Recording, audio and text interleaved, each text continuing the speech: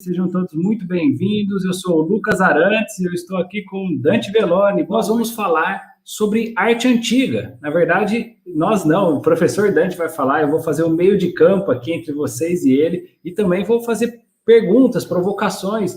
Nós não programamos nenhum roteiro específico para falar, né, professor?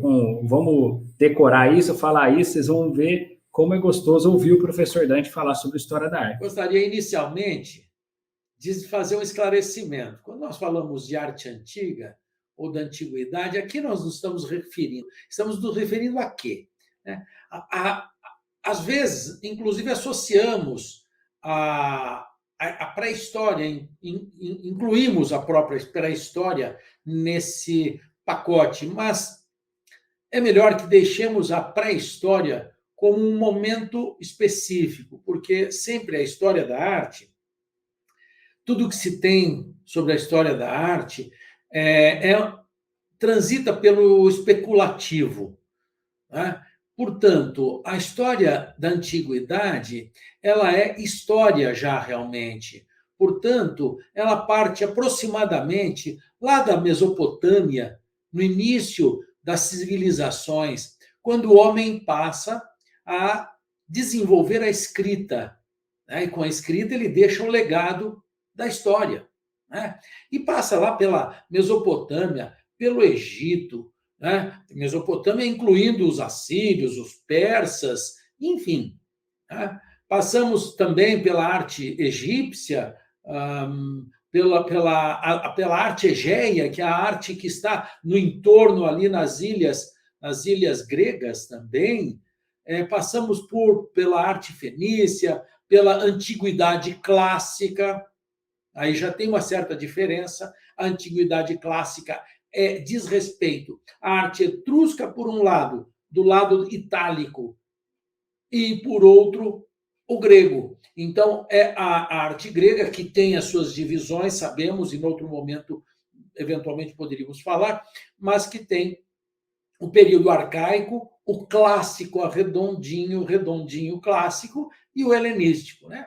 Passando aí por Roma, até nós chegarmos na arte paleocristã. Paleocristã é aquela transitória, aquela que está entre a Roma antiga, né, pagã, o Império Romano pagão, e o Império Romano cristão, quando a capital de Roma é transferida para Constantinopla, isso é, para Bizâncio. E, posteriormente, a arte bizantina, feita nesse período da arte paleocristã, em diante. Maravilha, professor. Quanto conhecimento aí. Eu não sei quem está tomando nota. Quem está tomando nota, já deixa o resumo aqui para outros colegas que estão chegando agora, para que eles possam captar, né, a live daqui para frente. E, professor, uma vez eu te fiz uma pergunta, ou, na verdade, uma colega fez uma pergunta para você, em uma das suas lives que nós já fizemos, e você respondeu assim para ela: a arte não muda, algo assim, o homem continua o mesmo. E eu queria retomar esse ponto pelo fato de que nós estamos falando sobre arte antiga. Então, a arte antiga seria toda essa base, de certa forma, da humanidade, né, do que já foi criado, porque, né, nada de novo debaixo do sol, e o que você tem a dizer sobre essa questão, né, de que o homem ele continua, ele é a mesma pessoa, as ferramentas mudam para ele se expressar, né? Então eu queria que você falasse um pouco mais sobre isso para o pessoal conhecer. Olha, aqui eu faço a seguinte relação.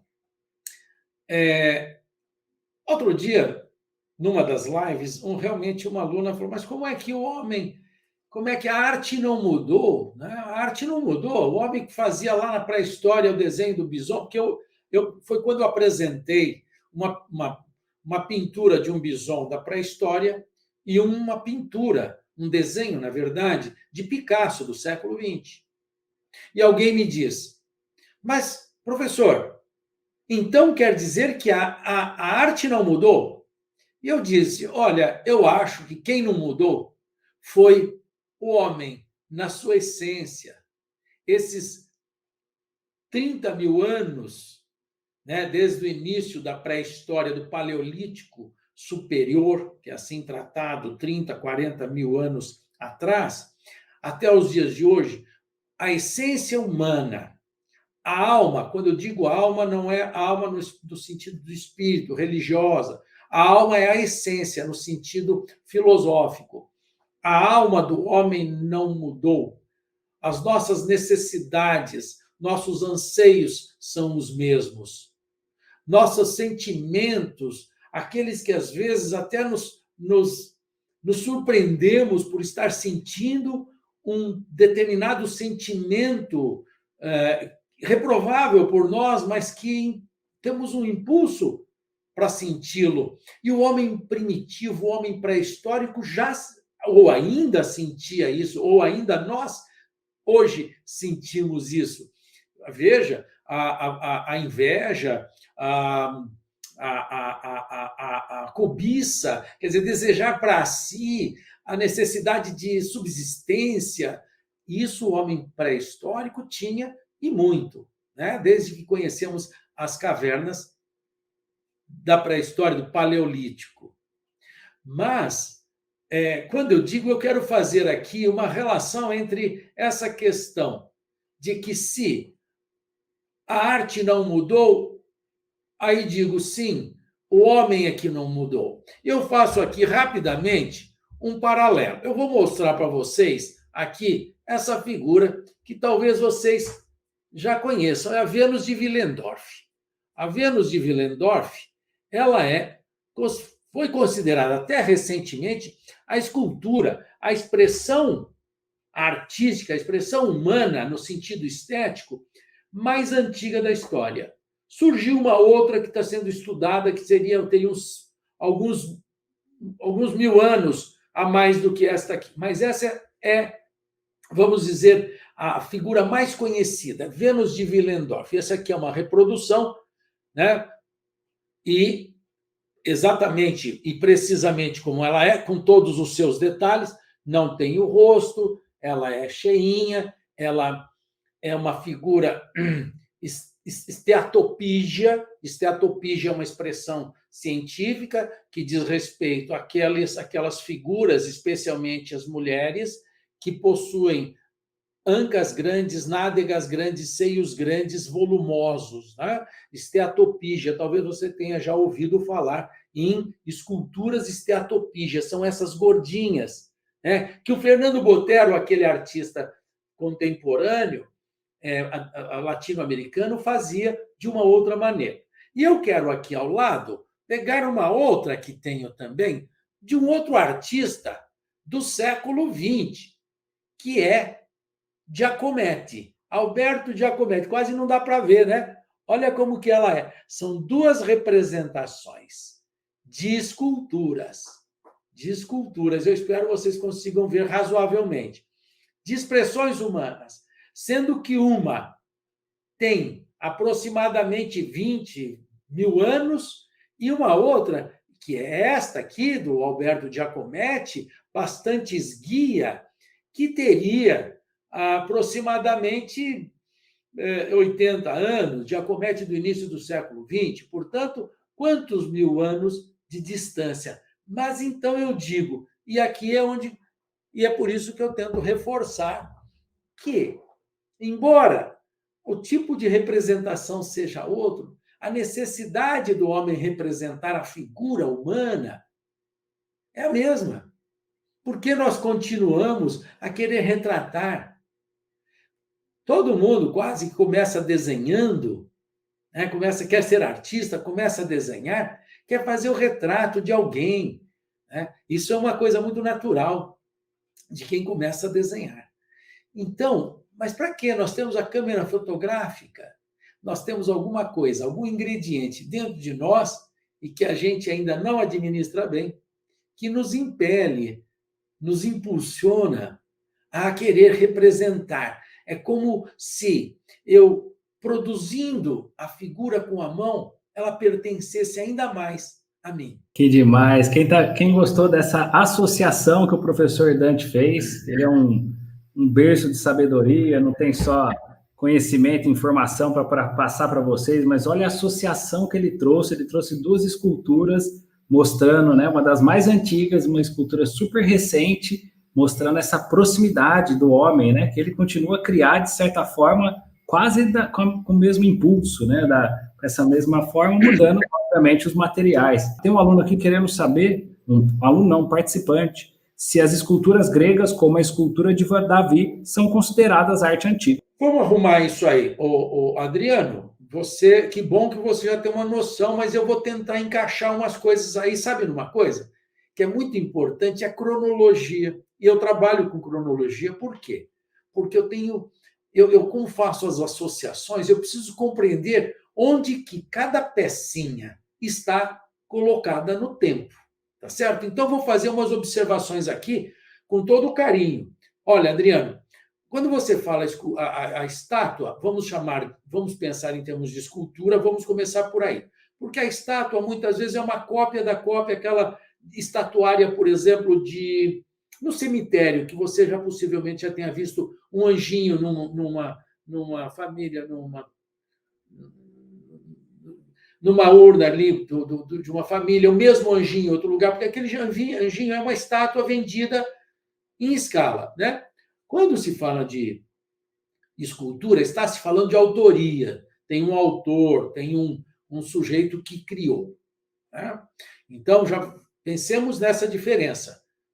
Escultura tem uma autoria e, dependendo da época, ela tem uma tiragem limitada de até 10 cópias, quando a obra é de bronze. Quando a escultura é de bronze, ela pode ser tirada até 10 cópias. Né? É o caso de Rodin, quando vivo, e depois de morte existem as tiragens pós-morte. Mas isso é outra questão de mercado, não vem ao caso. Então, vamos tratar como escultura de Davi. Elas não são da arte grega. Por quê? O Davi é uma retomada de um tema religioso judaico-cristão. Ele não é grego. Os gregos não tinham Davi na sua mitologia. Eles tinham outros deuses, outros heróis. O Davi, ele é um herói judaico-cristão. Ele vem lá do Oriente Médio, vamos chamar assim, da região da Judéia, né? E ele é retomado no Renascimento por artistas como Donatello, que fez Davi, como Michelangelo, que fez Davi, e como outros diversos escultores que fizeram Davi, porque é um herói, matou Golias, né? Então, as esculturas, você me pergunta, as esculturas gregas consideradas Davi são consideradas arte antiga? O Davi, não, ele já é considerando aí, há uma certa discussão, mas da era moderna, no Renascimento. Então, as esculturas de Davi, elas são um tema recorrente do Renascimento. Elas não são gregas. Eles, artistas como Michelangelo, menos Donatello, embora também já muito influenciado pela estética greco-romana, eles incorporam a estética e não a mitologia necessariamente greco-romana, embora façam. Baco faz parte da mitologia greco-romana, aliás, romana, porque seria um outro deus, né, na Grécia. Enfim, eu quero dizer que Baco é da cultura greco-romana, né? Então, quem vai buscar são os renascentistas. Enfim, espero concluir para você aqui, né, porque estão só fazendo essa colocação no tempo. Então, vamos pensar, como eu falei de tempo, quero fazer o esclarecimento. O tempo diz respeito à cultura greco-romana, é o período da Grécia que vamos chamar de Grécia clássica, porque você possivelmente não está falando de uma escultura mais rude, como do período arcaico grego. Então, você está falando das esculturas belas, da beleza, da busca pela beleza. Ok. Então, esse período é 400 a.C., aproximadamente, redondo. E depois passa pelos romanos. Os romanos incorporam essa estética, mas eles reproduzem, segundo também sua mitologia, etc. O deus que eu mencionei é Dionísio na Grécia e Baco na Roma. Né? Por exemplo, lembrando o exemplo que eu dei anteriormente. Os renascentistas, durante toda a Idade Média, a expressão artística se limitou, primeiro, ao conteúdo, ao tema religioso, somente religioso. Então, não se fazia, não tinha autoria, o artista não escolhia tema, enfim.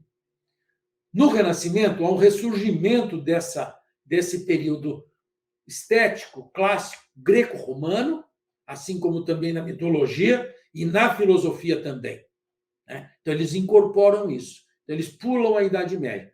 Então, fica aí. Davi, ele não é da arte antiga, ele estaria na arte moderna, já moderna, considerando o Renascimento moderno.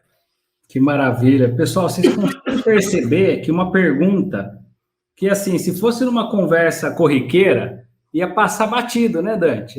Tem muita gente que na internet é assim, vai lá, não, é aquilo mesmo, né, etc. Porque quando você fala com conhecimento de boca cheia, parece que você está falando a verdade. Agora, olha o cuidado que o professor Dante teve para responder a pergunta do Adriano, fazendo toda essa associação, e, enfim, é uma sabedoria que vocês vão ter acesso a partir de hoje, é só acompanhar a gente aqui para... Dante, tem uma pessoa aqui... Só posso fazer uma observação, já que vi com o Adriano Mesquita, que é o seguinte, ele fala escultura, que deve representar rei Davi. O rei Davi, eu não sei, eu não conheço. O rei Davi é o mesmo Davi que matou o Golias? Eu não conheço bem a história religiosa, mas o rei Davi se transforma, o Davi que mata Golias se transforma no rei? É uma pergunta minha, eu não conheço. Então, eu não conheço a escultura do rei Davi, conheço a passagem mitológica que alguns artistas, como Michelangelo, Donatello, vão fazer desse herói, não do rei. Dante, poderia fazer uma explanação sobre esculturas gregas com membros quebrados? Sem dúvida, Marileide, desculpa, Marileide. Marileide, é o seguinte, as esculturas gregas, elas foram feitas impecavelmente. E não só as gregas, como as romanas. Aliás, tudo o que você está lembrando aí de escultura grega, Marileide, possivelmente você está lembrando-se de esculturas romanas que copiam imediatamente, diretamente, as esculturas gregas. Porque é o seguinte, as esculturas romanas, voltando, vamos pela origem. A escultura grega que nós conhecemos, ela, na verdade, aquelas originais nós conhecemos poucas. Nós conhecemos muita escultura tratadas como gregas, mas que são cópias romanas, que copiaram dos gregos. Os romanos eram excepcionais copiadores. Eles eram menos criativos e mais copiadores. Eles desenvolveram uma capacidade de cópia muito grande, tanto que os romanos têm menos romanos escultores famosos, conhecidos, do que os gregos, que são mais antigos, né? Fídias é o mais conhecido. É o mais conhecido, tem até música em homenagem a Fídias, né? Acho que tem um bolero, um tango, que fala que a mulher é tão linda que nem Fídias conseguiria reproduzir a sua beleza, né? Então, o que nós conhecemos, fazendo essa observação primeira, as esculturas que nós conhecemos gregas, a maioria delas são romanas, isso é, são do século II e I a.C., quando Roma está se expandindo para a ocupação da Grécia, porque Roma, nesse período do século I, está em expansão, o Império Romano, e ele vai tomando a Grécia. Ela não toma o Império Romano não toma a Grécia necessariamente de assalto, como outras áreas que resistiram, porque a Grécia era um país já facilmente dominado.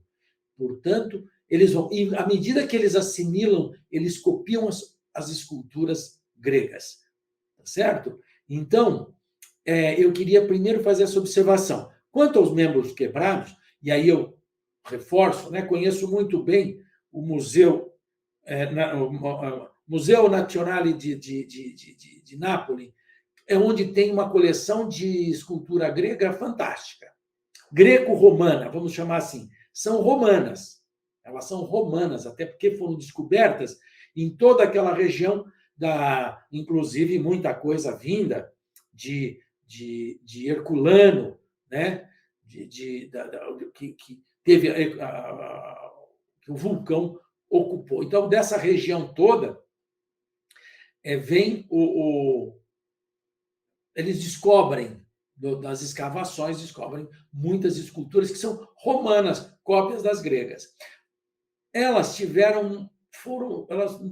não foram sempre guardadas nas casas, né? As esculturas gregas na Idade Média, greco-romanas, na Idade Média, elas foram desconsideradas. Elas eram só consideradas profanas, porque eram normalmente nus, com corpos que suscitavam uma sensualidade, isso é indiscutível. Não estou falando de desejo erótico, falo de sensualidade, uma coisa um pouco mais ampla, mas que algumas, inclusive, suscitavam até certo erotismo, sem dúvida, e tem uma coleção nesse mesmo museu de Nápoles que eu citei, né, o Museu Nazionale de Nápoles, tem uma parte lá fechada que tem a parte erótica, né? E essas peças foram jogadas, foram desconsideradas, quebradas, às vezes, propositadamente. Então, os braços, por exemplo, os braços das esculturas, Vênus de Milo, aproximadamente século II a.C., já é o período helenístico, é o período que a Roma está invadindo. Milos, ou Melos, é uma ilha, uma das ilhas gregas, e foi descoberta lá, por isso Vênus de Melos. E ela não tem os braços, né? Por quê? Caiu, jogaram, não consideravam, não tinha importância, por muito tempo ela ficou sem importância. Então, isso também vai acontecer muito no Renascimento. A exemplo de uma escultura que quem vai até restaurar é Michelangelo, que é Laoconte sendo devorado, e seus filhos sendo devorados pela serpente, que é uma escultura romana, cópia da grega. Ela é grega, cópia romana, né? Do século I a.C. Então, o Michelangelo teve que restaurar essa escultura. E no Renascimento, muita escultura foi restaurada, né? Então, a parte, por exemplo, por que não tem os genitais, né? Por que não tem os genitais? Às vezes não quebrou o braço e o genital está quebrado, né? Vamos falar assim. Porque era uma parte, durante a Idade Média, que era negada. Imagina o seguinte, eu vou fazer aqui um paralelo relativamente forte, mas vamos imaginar que esses grupos radicais islâmicos que não permitem nenhum tipo de expressão, que estão ocupando, agora, recentemente, o Afeganistão tomado também, quando não pelo ISIS, né? Tem um ISIS especial ainda mais radical hoje. Imagina que eles eles explodiram Palmira, a cidade de Palmira, Síria, só por causa da arquitetura maravilhosa. Eles puseram bomba, explodiram. Imagina o seguinte, quem estava no poder e que não aceitava a nudez quando via uma escultura dessa. Então, já uma coisa que eles faziam era bater lá e quebrar. Muito foi quebrado ali, né? Porque ele era, inclusive, encaixado. Mas, acho que... Excelente resposta, né? Porque essas culturas não são encontradas inteiras, né? Boa parte delas por conta, às vezes estão soterradas, né? E é encontrado pedaços, né? Dante, A arte antiga tem início em que momento? Ela tem a ver naquela transição do surgimento da escrita, como é que... Exatamente, exatamente, Lucas. A arte antiga, ela surge aproximadamente, paralelamente, podemos dizer assim, ao desenvolvimento da escrita. Porque antes da escrita, não se considera como história. Não é história. Existem pessoas que discutem que, como não é história, segundo os critérios da pesquisa científica, que se baseia em evidências a partir de muito da escrita, que deixa os rastros, se não conta a própria história, deixa o rastro, a partir do momento que o homem da Mesopotâmia, né, vamos dizer que os homens dos Sumérios, os Sumérios desenvolvem a escrita há aproximadamente 3.000 anos antes de Cristo. A partir daí, sim, é considerado o período da arte antiga. Por causa disso, exatamente, porque antes é a pré-história. Eu não sei se respondi, mas o início é esse. O início é com o desenvolvimento da escrita, junto com núcleos já constituindo cidade, porque o homem passa a ser civilizado. É outro conceito, muita gente não sabe disso. A Mesopotâmia é considerado o berço da civilização, porque foi lá que as primeiras leis foram estabelecidas. E leis quer dizer direitos e deveres do cidadão. Portanto, quem obedece às leis, ele é civilizado. É esse o sentido de civilidade. Por isso, quando, eventualmente, nos nossos tempos, alguém que comete um delito, que foge à regra, às leis, é considerado, muitas vezes, uma pessoa não civilizada. Dante, tem uma pessoa aqui e eu queria que você lesse o comentário dela, achei interessante. Acho que gosto mais da história da arte do que a arte em si. Acho interessante, apesar de gostar, sim, da arte palpável, da história encanta, é verdade.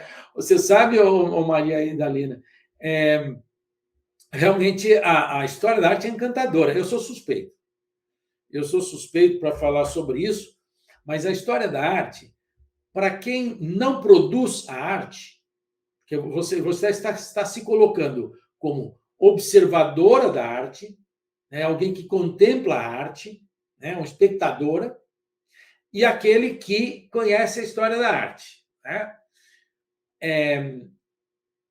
Se produz a arte, aí fica um pouquinho diferente, quer ver a arte também. Mas isso é muito natural para quem gosta de compreender os porquês, que é essa luta que nós temos por aqui. É essa luta que eu tento, o tempo todo, vencer, que é a compreensão de determinados momentos, fatos, eventos, obras da história da arte e relacionando-as entre si, não só entre um e o outro, mas entre vários distantes. Eu fiz agora mesmo um exemplo aqui da Vênus de Willendorf, com uma obra do Alberto Giacometti, que tem 20.000 anos de distância entre elas. É isso. Então, isso, e cada vez que a gente sente que, aspas, venceu esse, teve um insight, teve uma compreensão, isso é um prazer incomensurável, viu, Maria Idalina? Agora, por outro lado, gostaria de dizer o seguinte, viu, Maria Idalina? Que é necessário que, ao mesmo tempo que você conheça a história da arte, você tenha contato com ela diretamente, porque senão você vai perder uma outra dimensão da capacidade humana, que é o encantamento. E a obra ao vivo é que encanta. Essa obra encanta, então você precisa frequentar um museu. Você precisa fazer um curso de História da Arte, sem dúvida, e faça um bom quando escolher, mas não deixe de visitar um museu. Não deixe de conhecer a história da arte em loco, quando você puder. Gente, quando a gente fala em história, quando a gente fala em pré-história e história da arte, é porque tem gente com dúvida aqui.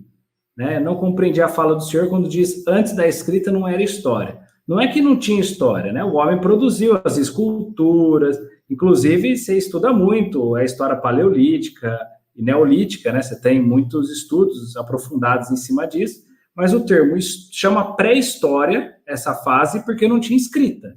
E a história começa a surgir com o surgimento da escrita na Mesopotâmia, porque você tinha onde escrever as situações, né? E antes do surgimento da escrita são especulações. Então, se você quiser falar mais um pouco sobre isso para a Luciane.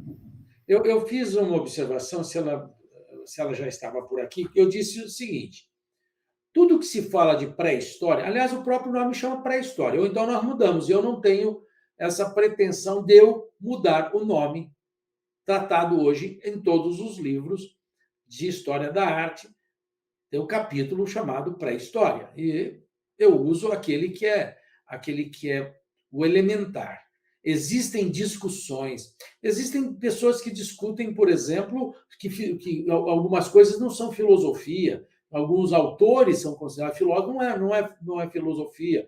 Quando eu falei sobre a questão de a história começa com a Mesopotâmia, é o que está nos livros. Algumas pessoas pretendem, por questões até politicamente corretas, não entro no mérito, pretendem que esse termo seja modificado.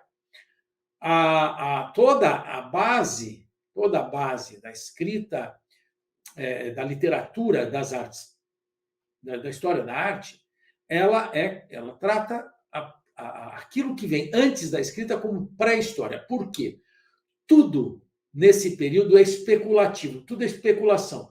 É claro que é baseado em evidências científicas, é claro. Por exemplo, quando o pesquisador hoje, o arqueólogo, descobre uma pedra, eu dou sempre esse exemplo, ele descobre uma pedra que é côncava, e que ali ele descobre, fazendo os exames, as provas, que ali tinha gordura de um determinado animal daquela região e restinhos de ramos de uma determinada planta que servia como pavio, e ele punha fogo, virava uma lamparina. Isso é uma verdade. Agora, a verdade, essa é uma verdade a partir de evidências, mas tantas outras coisas não. São dedutivas, com deduções que não são cabíveis para uma definição de história, porque a história pressupõe algo comprovável, pelo menos no que diz respeito à pesquisa científica tradicional. É claro que existe, inclusive tem uma parcela num artigo meu que eu escrevi sobre a pesquisa participativa. Pesquisa participativa quando o sujeito vai numa área. Eu tive um curso sobre isso e fiz um trabalho, a professora gostou e incluiu na apostila lá, disse que ia publicar, nunca mais tive contato. Mas, enfim, isso já faz bons anos, né? Que o sujeito, o pesquisado participa da pesquisa, né? Grosso modo. Então, são linhas de pesquisa, né? Mas a linha tradicional diz que a pré-história não é história, e a história começaria com a escrita. Eu sei, algumas pessoas têm questionado isso, questionam aí, ok, depende do que você está lendo, né? Você está lendo, então, é considerado a escrita porque dali você não pode dizer que não é suposição. A escrita deixa claro, mesmo que a escrita fale da mitologia. Você quer ver um exemplo? Você sabe da Pedra da Roseta? Você não sabe, talvez você não saiba da Pedra da Roseta. A Pedra da Roseta é a pedra que levou a desvendar em 1896, quase 1900, a desvendar pela primeira vez os segredos da escrita hieroglífica, que ninguém sabia. Desde o século III, IV, ninguém mais sabia o que significava aquilo. Então, foi desvendado lá pelo Champollion. Enfim, aí tem uma história longa que não vem ao caso. Até a Pedra da Roseta, ela fala de um rei que tem poderes extra-humanos. E aquilo é história, sabe por quê? Porque o homem, o pesquisador, ele tira os excessos irreais, impossíveis. Por quê? As histórias eram contadas o seguinte: o rei tinha contato com Deus, né? Todo rei, o cara virava rei, ele tinha contato com Deus, ele era a ligação direta. Para quem acredita nisso, ok, não vou entrar no mérito, não discuto. Mas, para o pesquisador, que precisa de evidência clara, concreta, ele seleciona aquilo que não serve, ele joga fora, ele fica com a essência. Ah, mas então, ele teve filho, por exemplo, o que conta na Pedra da Roseta, fala de um rei e conta a história dele. Mas conta com alguns excessos, exagerando, com fake news, prontos, para usar um termo recente. Toda a mitologia, toda a história escrita tem uma parcela de exagero. Aí o rei voa, por exemplo. Você sabe que um homem não voa.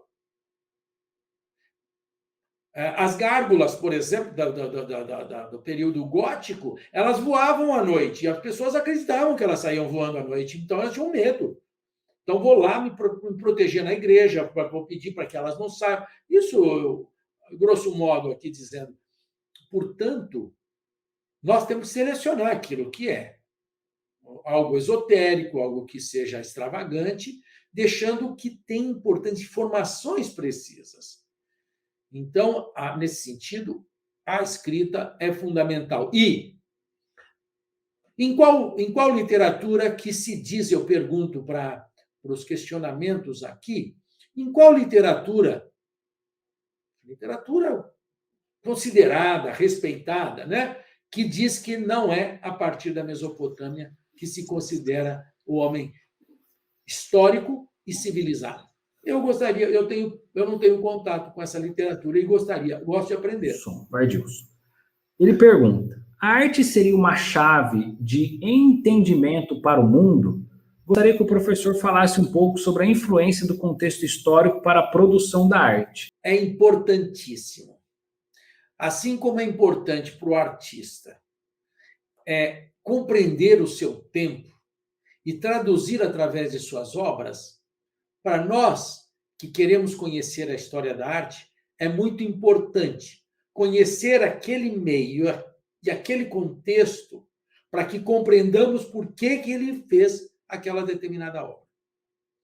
Então, conhecer o contexto, e isso é uma coisa que o meu curso, todas as aulas que dou, eu procuro fazer. Então, eu agradeço a sua pergunta, porque me dá a chance de dizer que eu adoto exatamente esse caminho. É compreender o contexto, porque somente olhar uma obra e dizer, olha, esta blusa ou esta manta é vermelha, o rosto está pálido. Isso é uma suposição. O rosto está pálido. A mão é muito naturalista. A mão está em escorço ou em perspectiva. Isso é narrativo, é uma espécie de leitura muito elementar. O que nós precisamos compreender é por que ele fez este rosto, quando conseguimos, claro. Por que ele fez este rosto pálido? Por que esse manto é vermelho e não azul? Por que a mão dele está em perspectiva ou em escorço, quer dizer, escorço quer dizer em perspectiva, com profundidade. É como você vir minha mão assim. Michelangelo foi campeão em fazer isso. Né? Michelangelo tem a famosa o tondo, porque é redondo, o tondo, Maria, o José e o menino. A Maria está assim, com o cotovelo assim. E para quem vai pintar isso aqui, olha, reduz, não tem a profundidade, né? Quer dizer, a profundidade, ela é complicada se não tiver uma luz e sombra adequada. Mas por que tem a luz e sombra? Porque desenvolveram a arma, mas na Idade Média não era assim. Não era assim, porque nem se representava assim. A perspectiva era absolutamente desprezada. Então, você vai compreender que cada momento tem as relações com o desenvolvimento, que é o contexto, que é o desenvolvimento de tecnologia, da filosofia, da adoção de meios e técnicas, como já disse, de desenvolvimento de maneiras de representação. E, portanto, por exemplo, por que tanto desenho em papel? Michelangelo fez, Leonardo sabidamente fez. Mas voltemos no período bizantino. Tem papel, papel, papel? Não, era uma lâmina de couro desenhada, pintada, feito uma iluminura por ali. Um desenho que tinha aquelas características específicas de iluminura que a Idade Média, bizantino e gótico vão desenvolver isso, são os desenhos, as ilustrações para livros, por exemplo. Portanto, o papel, o desenvolvimento do papel é um desenvolvimento de tecnologia. Então, o artista começa a ter à disposição papéis. Não é para menos que o próprio Leonardo da Vinci, muito das riquezas que ele nos deixou, ele deixou em papelzinho rasgado, uns papeizinhos, retalho de papel, porque é o que ele tinha. Papel não é como hoje, você vai ali na loja, você compra uma resma. Para quem não sabe, resma é um pacote com 100 folhas, aproximadamente. Ou um pacote, se for A4, que você põe aqui na impressora, né? Tem 500 folhas. Enfim, disponível hoje, na indústria está disponível. Mas, naquele tempo, o papel não era. Quem fazia papel? Papel, para fazer papel, era feito papel, somente papel de algodão. Talvez você não saiba. Como que é papel de algodão? Isso, de fibra vegetal. Não é só o algodão que faz. Né? Eu já fiz papel de arroz, eu fiz papel de bananeira. Né? Eu fiz com o Evandro Carlos Jardim, que era meu professor, e ele aprendeu a fazer, ele pegou a fórmula, isso em 1900, e faz tempo, hein? Em 77 e 78 também. Então, o Evandro Jardim é um grande gravador, um artista, e infelizmente ele está aqui entre nós. Ele descobriu uma fórmula, então eu que fiz, inclusive, a grade para colocar o papel, porque é igual tipo um papel chinês, japonês, que vocês já devem ter visto aí um vídeo fazendo papel, aquela maravilha. Só que nós fazemos com fibras mais grossas. Os japoneses fazem com arroz. E eu falei, arroz não, o papel japonês é com arroz. Eu fiz com bananeira, fiz com outra fibra, que foi porque... Enfim, não importa aqui como ele é feito. Mas é importante que, naquele tempo do Renascimento, o papel era feito folha por folha. Não existia essa indústria que produz o papel em rolo, por exemplo. As liberdades de pensamento para chegar a essas conclusões e sentir a necessidade a necessidade ou uma necessidade para que exista aquele objeto, aquela coisa que aí ele vai criar para suprir essa vontade, essa demanda, essa necessidade dele. Que maravilha! Eu pego para falar, eu sei que às vezes... É uma associação... Mas eu acho que é importante fazer essas relações, e eu não consigo fazer de outra maneira, sabe? Eu até agora há pouco eu disse, eu estou trocando mais com vocês assim, tem muita gente que conhece a história da arte, né? O cara sabe que, olha, teve esse movimento, teve isso aqui, fez essa obra, fez aquela outra obra.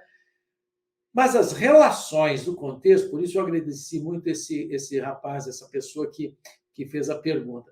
Mas conhecer e relacionar, aí é compreensão.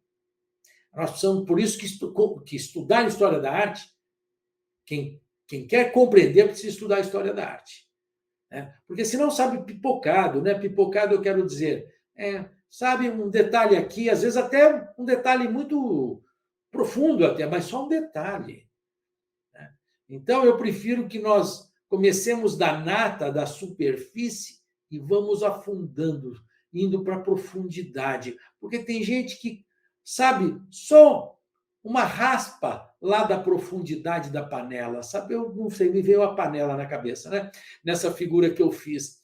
Então, ele só conhece aquela raspinha lá do fundo, ele não conhece aquela massa toda que ocupa aquela panela. E se for uma coisa gostosa de comer, melhor ainda. E a história da arte é deliciosa.